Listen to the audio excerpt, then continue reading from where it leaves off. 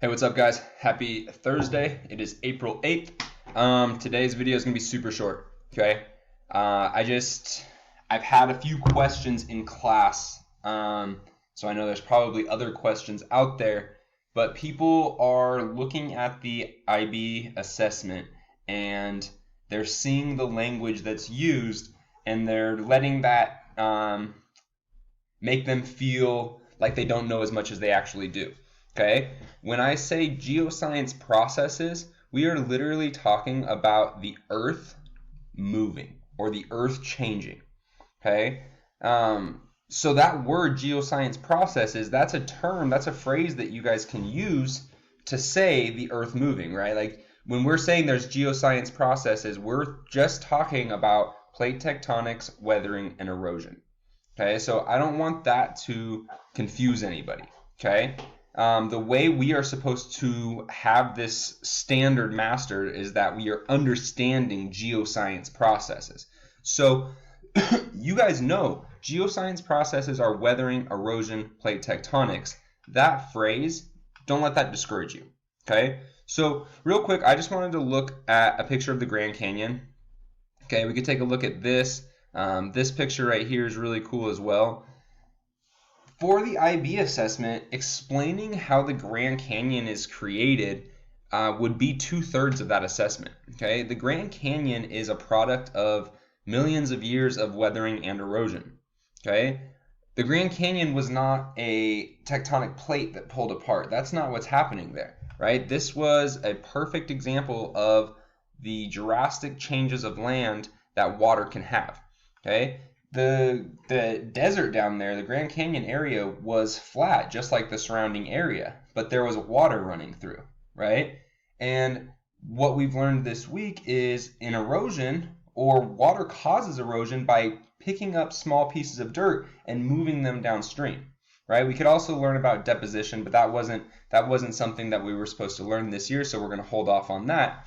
But through weathering and erosion, water can drastically change rocks, right? When the water is hitting those rocks over time and breaking small pieces off of them, that is weathering. And when that water takes those smaller pieces of rock, that soil, that dirt, and moves it downstream, that is erosion, okay? It also gets pretty windy down there in the desert, so we could have wind that is hitting rocks as well, sand that's hitting the rocks as well, causing additional weathering that the water then takes downstream with erosion.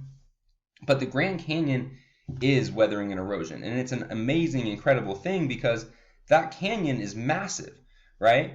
But there's water flowing through the bottom, and that water has gotten deeper and deeper and deeper over time because it has created that massive, massive cavern. Okay?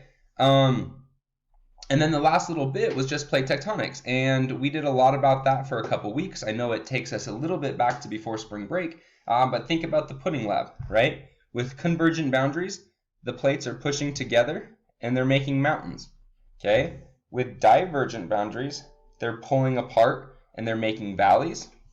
And then with those slip strike faults or those transform faults, they're just sliding past each other, and those are what makes those massive earthquakes. Because if we're thinking about miles worth of earth deep and it's trying to slide past itself, that pressure builds and that pressure builds and that pressure builds, and finally, boom, the pressure makes it slide and we feel the effects, right? The San Andreas fault is a slip strike fault, so that is why there's such massive earthquakes down there, and why there's such concern about big earthquakes in the future down there.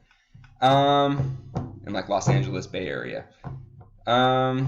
I think that about sums it up. If anybody has any questions, please make sure that you've watched the previous 2 days lectures that I've posted, because in those I am summarizing the concept of weathering, I'm summarizing the concept of erosion, and then today I was just trying to link all three of those together. But if you're just watching this and this is the only thing you saw this week, that is definitely not everything that I need you or want you to know. So please make sure we're getting all these assignments done. You guys are getting one assignment done a day. We'll keep you on top of it.